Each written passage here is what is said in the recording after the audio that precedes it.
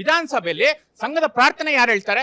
ನಾನು ಶಾಖೆಗೆ ಹೋಗಿದ್ದೀನಿ ಅಂತ ಹೇಳ್ತಾರೆ. ಅವರು ಇವತ್ತಿನ ಕರ್ನಾಟಕ ರಾಜ್ಯದ ಉಪಮುಖ್ಯಮಂತ್ರಿಗಳು. ಹಾಗಿದ್ರೆ ಅವ್ರು ಯಾರು? ನಮ್ಮ ರಾಜ್ಯದ ಉಪಮುಖ್ಯಮಂತ್ರಿಗಳು ಸದಾ ವತ್ಸಲೆ ಆ ವಾಕ್ಯ ತಪ್ಪ ಹೇಳಿ ಹಂಗಾರೆ ಉಪಯೋಗಿಸಕ್ ತಪ್ಪ. ನಾನು ಪಕ್ಷದ ವಿಚಾರಕ್ಕೆ ಬರ್ತೀನಿ. ನೋಡಿ, ಹೇಳೋದು ಬಿಡೋದಿದ್ರದ್ದೆಲ್ಲ ನಮ್ಮಿರೋದು ಪಕ್ಷದ ವಿಚಾರಕ್ಕೆ ಬರ್ತೀನಿ. ಅನೇಕ ಮುಸ್ಲಿಂ ರಾಷ್ಟ್ರಗಳು ಇದೇ ಪಕ್ಷದ ಪ್ರಧಾನ ಮಂತ್ರಿಗಳಿಗೆ ಸನ್ಮಾನ ಮಾಡಿದ್ದಾರೆ. ಆ ರಾಷ್ಟ್ರದ ಅತ್ಯುನ್ನತ ಪ್ರಶಸ್ತಿನ ಕೊಟ್ಟಿದ್ದಾರೆ. ಈಗ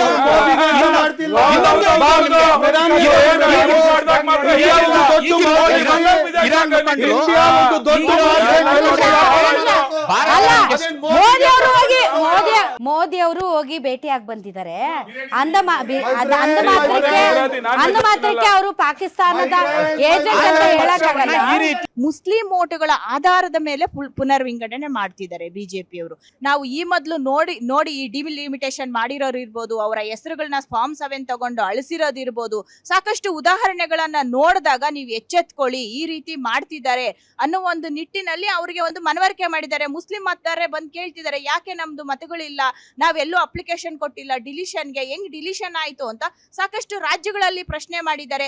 ಸೊ ಈ ಎಲ್ಲಾ ವರದಿಗಳು ಏನ್ ಹೇಳುತ್ತೆ ಅಂದ್ರೆ ಮುಸ್ಲಿಮರನ್ನೇ ಯಾಕೆ ಬಿಜೆಪಿಯವರು ಟಾರ್ಗೆಟ್ ಮಾಡ್ತಿದ್ದಾರೆ ಅನ್ನೋದು ಒಂದು ಕಡೆ, ಮತ್ತೆ ರಿಗ್ಗಿಂಗ್ ಮಾಡ್ತಿರೋದು ಒಂದು ಕಡೆ, ವೋಟ್ ಚೋರಿ ಅನ್ನೋದು ಒಂದು ಕಡೆ. ಸೊ ಈ ಎಲ್ಲವನ್ನೂ ನೋಡಿ ನಮ್ಮ ಎಐಸಿಸಿ ಅಧ್ಯಕ್ಷರು ಹೇಳಿರುವ ಹೇಳಿಕೆ ಸರಿ. ಎಲ್ಲೂ ಕೂಡ ನೀವು ವೋಟ್ ಕೇಳ್ಬೇಕಾದ್ರೆ RSS ವಿಚಾರ ಎತ್ಕೊಂಡು ಮಾತಾಡ್ತೀರಾ ಸನ್ಮಾನ್ಯ ಮಲ್ಲಿಕಾರ್ಜುನ ಖರ್ಗೆ ಅವರು. ಇಲ್ಲಿ ನೋಡಿದ್ರೆ ನಿಮ್ಮ ಮಗನಾದಂತಹ ಯಾರು ಖರ್ಗೆ ಇದಾರಲ್ಲ, ಅವರೊಂದು ಸ್ಟೇಟ್ಮೆಂಟ್ ಕೊಡ್ತೀರಾ. ಈ ತರ ದ್ವಂದ್ವ ಹೇಳಿಕೆಗಳು ಕೊಟ್ಕೊಂಡು ನೀವು ನಿಜವಾಗ್ಲೂ ನಿಮಗೆ ಟಾರ್ಗೆಟ್ RSS ಬಿಜೆಪಿ ಹೊಡಿಯಕ್ಕೆ RSS ನ ಹೊಡಿಬೇಕು ಅನ್ನೋ ಉದ್ದೇಶ ನಿಜವಾಗ್ಲೂ ಇದು. RSS ನ ಕೊಲ್ಲಿ ಅಂತ ಮಲ್ಲಿಕಾರ್ಜುನ್ ಖರ್ಗೆ ಅವರು RSS ನ ಕೊಲ್ಲಿ ಅಂತ ಹೇಳಿ ತಪ್ಪು ಅಂತ ಹೇಳ್ತಿದ್ದೀರಲ್ಲ. ತೆರಿಗೆ ತಾರತಮ್ಯದ ವಿರುದ್ಧ ಧ್ವನಿ ಎತ್ತಿದ DK ಸುರೇಶ್ ಅವ್ರನ್ನ ಈಶ್ವರಪ್ಪನವರು ಗುಂಡಿಗೆ ಕೊಲ್ಲಿ ಅಂತ ಹೇಳಿದ್ದನ್ನ ಸರಿನ ತಪ್ಪ ಕೇಳಿದ್ ಸರಿನ ತಪ್ಪ? ಪ್ರಸ್ತುತ ಅಲ್ಲ, ಕೊಲ್ಲಿ ಅಂತ ಹೇಳಿ ಸರಿನ ತಪ್ಪ?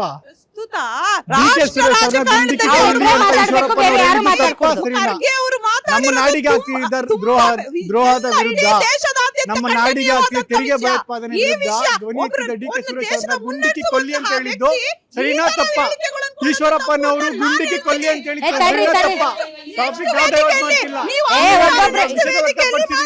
ನಮ್ಮ ಅಧ್ಯಕ್ಷರು, ರಾಷ್ಟ್ರೀಯ ಅಧ್ಯಕ್ಷರು ವಿಷಯ ವ್ಯಕ್ತಪಡಿಸಿದ್ದಾರೆ. ಈಶ್ವರಪ್ಪ DK ಸುರೇಶ್ ಅವರ ಗುಂಡಿಗೆ ಕೊಲ್ಲಿ ಅಂತ ಹೇಳಿ ಸರಿನಾ ತಪ್ಪ? ಈಶ್ವರಪ್ಪ ಇವಾಗ ಬಿಜೆಪಿನಲ್ಲಿಲ್ಲ, ಅವ್ರ ವಿಷಯ ಎತ್ತಬೇಡಿ. ಬಿಜೆಪಿ ಮತ್ತು RSS ವಿಷ ಸರ್ಪ ಇದ್ದಂಗೆ ಅಂತ ಹೇಳಿದ್ದಾರೆ. ಅದು ದ್ವೇಷ ಭಾಷಣ ಅಲ್ವಾ? ಅದು ಅನ್ವಯ ಆಗಲ್ವಾ ಅಂತ ನೀವು ದ್ವೇಷ ಭಾಷಣ ಕಾಯ್ದೆ ಅಂತ ಕೊಟ್ಟಿದ್ದೀರಲ್ಲ, ಮಲ್ಲಿಕಾರ್ಜುನ್ ಖರ್ಗೆ ಅವರ ಈ ಸ್ಟೇಟ್ಮೆಂಟ್ ದ್ವೇಷ ಭಾಷಣ ಆಕ್ಟ್ ಅಲ್ಲಿ ಬರುತ್ತಾ ಬರಲ್ಲ? ನೋಡಿ, ಮಲ್ಲಿಕಾರ್ಜುನ್ ಖರ್ಗೆ ಆಲ್ರೆಡಿ ನಾನು ಆಗ್ಲೇ ಹೇಳಿದೆ, ಈ ಹೋಲಿಕೆಯನ್ನ ಅವರು ಕೂಡ ವಿಷಾದ ವ್ಯಕ್ತಪಡಿಸಿದ್ದಾರೆ. ಅಂದ್ರೆ ಬರುತ್ತೆ ಮೇಡಮ್, ಬರುತ್ತೆ ಬರುತ್ತೆ ಬರುತ್ತೆ ಬರುತ್ತೆ ಬರುತ್ತೆ ಬರಲ್ಲ, ಇದ್ರೊಳಗಡೆ ಬರಲ್ಲ, ಇದ್ರೊಳಗಡೆ ಏನೇ ಭಾಷಣ ಹೊಡಿಲಿ ಅದು ಬರುತ್ತೆ. ಅವರೇ ಡ್ರಾಫ್ಟ್ ಮಾಡಿರುವಂತ ಕಾನೂನಿನ ಪ್ರಕಾರ ಒಂದ್ ನಿಮಿಷ ಸರ್, ದ್ವೇಷ ಭಾಷಣ ಕಾಯ್ದೆಯಲ್ಲಿ ಅವರೇ ಡ್ರಾಫ್ಟ್ ಮಾಡಿರುವಂತ ಕಾನೂನಿನ ಪ್ರಕಾರ ಮಲ್ಲಿಕಾರ್ಜುನ್ ಖರ್ಗೆ ಅವರ ಹೇಳಿಕೆ ಈ ಕಾಯ್ದೆಯ ಒಳಗಡೆ ಬರುತ್ತೆ ಬರುತ್ತೆ ಬರುತ್ತೆ. 2024ರಲ್ಲಿ ಕಾಂಗ್ರೆಸ್ ಗವರ್ಮೆಂಟ್ ಕರ್ನಾಟಕದಲ್ಲಿ ಜಾರಿ ಆದಾಗ ಪ್ರಿಯಾಂಕ್ ಖರ್ಗೆ ಅವರು ಸ್ಟೇಟ್ಮೆಂಟ್ ಕೊಡ್ತಾರೆ. ನಿಮ್ಗೆಲ್ಲರಿಗೂ ಗೊತ್ತಿರುತ್ತೆ ಅದು. ಇನ್ ಮುಂದೆ ಸಂಘದವರಾಗ್ಲಿ ಬಿಜೆಪಿಯವರಾಗ್ಲಿ ಗೋರಕ್ಷಣೆ ಅಂತ ಹೆಸರು ಹೇಳ್ಕೊಂಡು ರೋಡಿಸಮ್ ಮಾಡಿದ್ರೆ, ಬಾಲ ಬಿಚ್ಚಿದ್ರೆ ನಾವು ಬಾಬಾ ಸಾಹೇಬರ ಸಂವಿಧಾನದ ಪವರ್ ತೋರಿಸ್ತೀವಿ ಅಂತ ಹೇಳ್ತಾರೆ. ಆದ್ರೆ ಇವತ್ ನೋಡಿದ್ರೆ ಭಾಷಣ ಮಾಡಿದಿರಲ್ಲ, ಮಲ್ಲಿಕಾರ್ಜುನ್ ಖರ್ಗೆ ಭಾಷಣ ಮಾಡಿದಾರಲ್ಲ, ಕೊಲ್ಲಿ ಅನ್ನೋ ಪದ ಇದೆಯಲ್ಲ, ಈ ಕೊಲ್ಲಿ ಅನ್ನೋ ಪದ ಸಂವಿಧಾನಕ್ಕೆ ಅಪ್ಲೈ ಆಗುತ್ತಾ?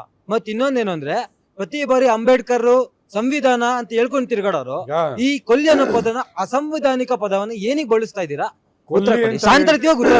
ಅಸಂವಿಧಾನಿಕ ಪದಗಳಿದೆಯಲ್ಲ ಅತಿ ಹೆಚ್ಚು ಬಳಸಿರೋದು ನಿಮ್ ಬಿಜೆಪಿಯವರು.